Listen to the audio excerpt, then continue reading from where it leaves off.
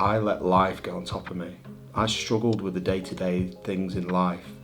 I started to notice things were going bad for me around about sort of 2015.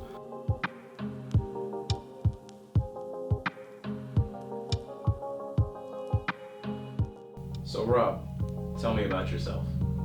So I'm Rob. I've been a bricklayer for 22 years now, and a few years ago I had a massive mental health journey which I never thought I'd go on, and off the back of that I decided to change the way I did things, whether that was at work or home life, and now I've turned it into a bit of a career, and I now go around the country giving talks on building sites about all the benefits of looking after your mental health.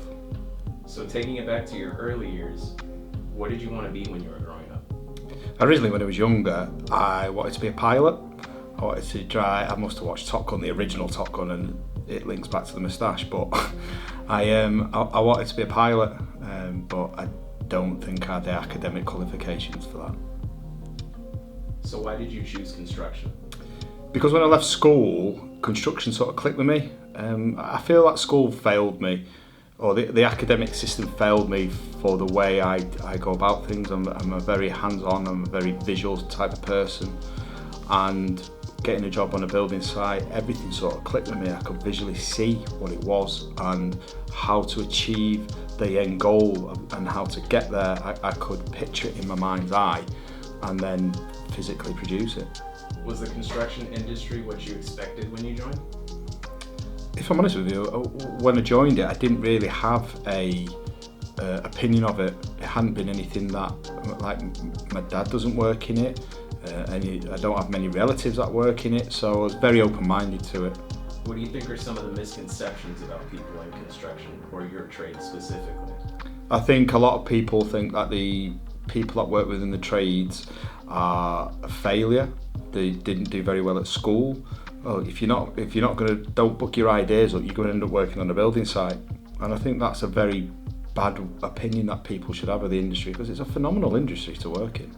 Do you have any project horror stories where something went wrong or almost took a turn for the worse?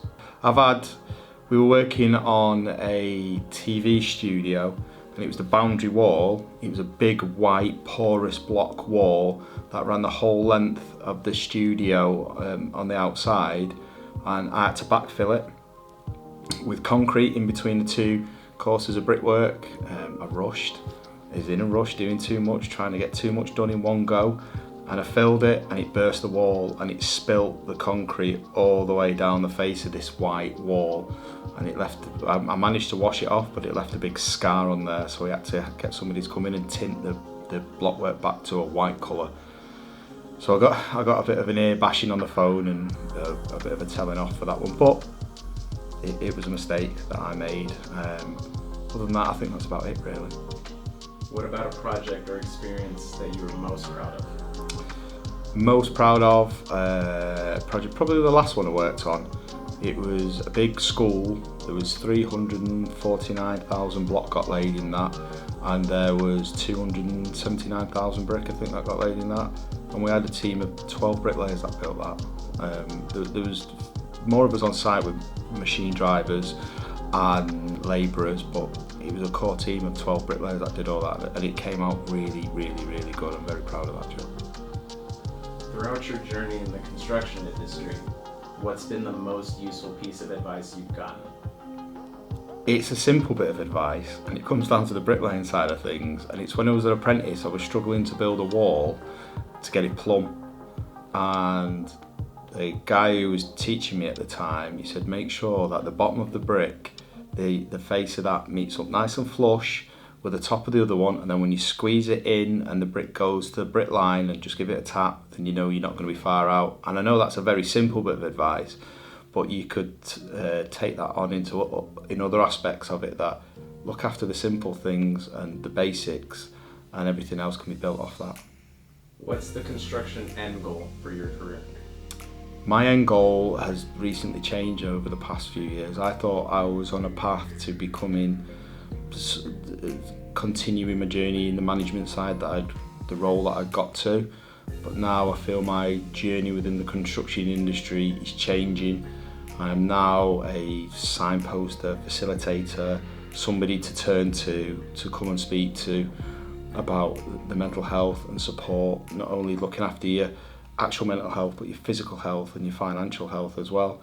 I now go around and spend my time getting that message out there about all the support that is out there, that you can choose to take up and use, and it is okay to ask for all that help. And that's where I see my career going. And if we can get to a position where we are building a new culture within the construction industry, then I feel like I'll have achieved my lifetime's work goal. And you probably have the most unique set of wheels in the UK. Can you tell me how that came about? Yeah, so for me, as I touched on it earlier slightly, that a few years ago I went through a mental health journey which I never ever thought I would go through. I was very much of the opinion as mental health, what are you on about? Just get on with it, come on, crack on, let's get this done. And I've never been through any trauma in my life. I've never had a bad childhood. I've never been sent to war. I've never had anything truly bad happen to me. But I let life get on top of me. I struggled with the day-to-day things in life. I started to notice things were going bad for me around about sort of 2015. I got a promotion at work. I got married. I started having children. I moved house. All of these things sound like the standard stuff that goes on within your life as you progress and as you get older. But I struggled to understand the new responsibilities and the new way of life and the new way things were happening, and I chose to do absolutely nothing about it. And that slowly got worse and worse and worse, as well as the pressure that I used to put on myself in work, because I struggle with my own ability to do things. It can be put under the umbrella of imposter syndrome, and I always feel that there's always somebody who's got a better story than me, there's somebody that's more experienced than me, there's somebody that can lay a brick better than me, and I never have any confidence in my own abilities. And because of this, it used to cause me to overthink absolutely everything, and it became tiring and it was wearing me out doing all this stuff all the time, as well as my day-to-day job that I had to do. I was having another job within my job that I was putting on myself, and this slowly got worse and worse till around about 2017. My wife actually left me because of the way I was being. She couldn't stand the person I had turned into and the way I was being with, not only with her but with my children, because when the kids came along I really struggled with it. I struggled to understand the whole fatherhood side of things, and how your life massively changes when kids come along, and how you can't just get up and go out the door. And when you do get up and go out the door, there's 10,000 things you need to take with you. And all these little things, I used to let them get on top of me. And I used to see that my family life was like another job as well. So the work on a building site was one job. I'd finish work and then I'd have to get home and start again. And I'd come home from work and I'd sit on the drive in my van for an hour before I'd get out of my van, because I was trying to understand everything that I'd gone through and decompress everything that I'd gone through at work, and then I was trying to psych myself up to go again as soon as that front door opens and I walk through that front door. And instead of talking to anybody about this, I did absolutely nothing, and I was just slowly pushing everything away from me that I loved and worked so hard for. I was destroying.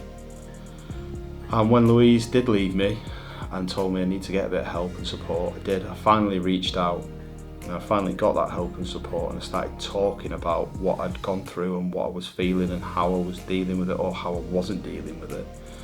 And things started to get better. So when I got myself better and I got myself back to work, I knew I had to do something about this, because this industry is such a phenomenal industry to work in. You can achieve so much, and you can take you all over the world if necessary, if you wanted it to. But there is a very, very bad culture around mental health, and I knew I needed to change that, or at least play my part in trying to change that. And to do that, I came up with the idea of starting the podcast, because the podcast for me is all about talking, and I just wasn't talking. I never spoke to anybody about how I was feeling, what I was going through, what my thought process was, why does this happen, why does that happen. I tried to deal with it all on my own, And I came to realise that you can't always do that, and there is people out there that can help you with whatever it is, whether it is a financial problem or whether it is a physical problem or whether it is a mental problem. There is people within our industry that can help you get to where you need to be. I started the podcast 2 years ago now, and it's going from strength to strength. I never thought it'd get to the position where I am now, and I'm truly thankful for that. And it just goes to show that there is people out there that do want to listen and do want to learn about all the things that are out there for them, and they can change what they're going through. I felt very stuck I was earning very good money. It was giving us a lifestyle and we were able to do things as a family, but I wasn't happy. And it was nothing to do with the company I worked for. They were a phenomenal company to work for, and I still speak to them on a very regular basis. In fact, I did a talk on one of the sites and they were one of the contractors on there, and they were coming over and speaking to me. And a few of the people that were there were like, I was with you on that job. I never knew you were going through that. I was like, exactly. And it just goes to show that you never ever know what somebody's going through, and how important your words that you speak to people and the way you speak to them can have an effect on their life. You can be the difference in somebody's day, and that ultimately can be the difference in their life. And it might sound very harsh, that, but it's very true. Somebody could be screaming and shouting at you at work because of the pressure they're under. So you screaming and shouting back at them is not really the right thing to do. And I know it's very difficult, and it's very easy for me to sit here in this nice calm environment and say that, but you never know what they're going through, and you can diffuse a situation by just simply talking and saying to somebody, are you okay? And this is the type of message that I want to portray with the podcast and with all the work that I do now. And people can be sat in the canteen at work or in the van at work or wherever they are, listening to the bit of information and the stories that people tell on the podcast, and say, goodness me, that's me. I feel like that now. And if they can do it, I can do it. And ultimately, if we can build hope with the work that we do with the podcast and stop people feeling like they have no other choice than to take their own life, because it is a humongous problem within our industry, then for me, that's what it's all about. Saving lives, giving people hope, and letting people know it is okay. What can we do to help one another when we struggle with our own mental health? Talk. Talk, talk, talk. You might start talking and you might think it's absolute gibberish that you're talking, but once you start, all those thoughts that are in your head that you can't organise and they're rolling round and they seem confused by it all, once you start talking, as you talk it'll come out and those ideas will start to make sense. And other people can say, well, I've been through that similar thing and this worked for me and that worked for me. And it really does come back to a problem shared is a problem halved. And it's all about talking more than anything. The biggest point I try and get across to people is talk. And lastly, what would you say to someone who's thinking about getting into the construction industry? I'd say absolutely do it. Absolutely go for it. You can start, as I did, as an apprentice bricklayer. Well, in fact, I actually started as a labourer for a small builder, and then I got an apprenticeship. And for me, it took me on a career path where I ended up working on some really high profile stuff, big high-rise stuff, football grounds, schools. That career that you choose to go to in the construction industry can take you on adventures that you'll absolutely love. And you get to see, at the end of the day, everything that you've been involved with is permanently there. You can then drive around with your parents and your friends and go, I worked on that, I built that, I was part of that team. And it's these things that can annoy people, but it's proof that you are very proud of your work and you can physically see it. And choosing construction as a career is a great choice. There is a lot that is changing within this industry. It is pushing forward and it is modernising in both the sense of the technology and the materials and products that we use to build these amazing structures, but also the infrastructure that surrounds it and the people that work in it. Gone are the days of sitting in a canteen and people are smoking around you and there's pictures up on the wall out of a newspaper. Those days are gone. Those days are the old way of doing things. As an industry, it's pushing forward and it's trying to lead the way on how we can work together as big teams and we can achieve amazing things. And it's just a phenomenal career to work in. Also, you can earn good money doing it too. So that was my backstory. I'm Rob from the MYHP podcast. Thank you very much for listening. Thanks again to the team down at A&E for having me come and tell my story. It was a great experience. Make sure to like and subscribe and leave a comment below about who you'd like to see next and hear their backstory. You can follow me on all the socials at the MYH podcast. Other than that, thank you very much. I'll speak to you all very soon.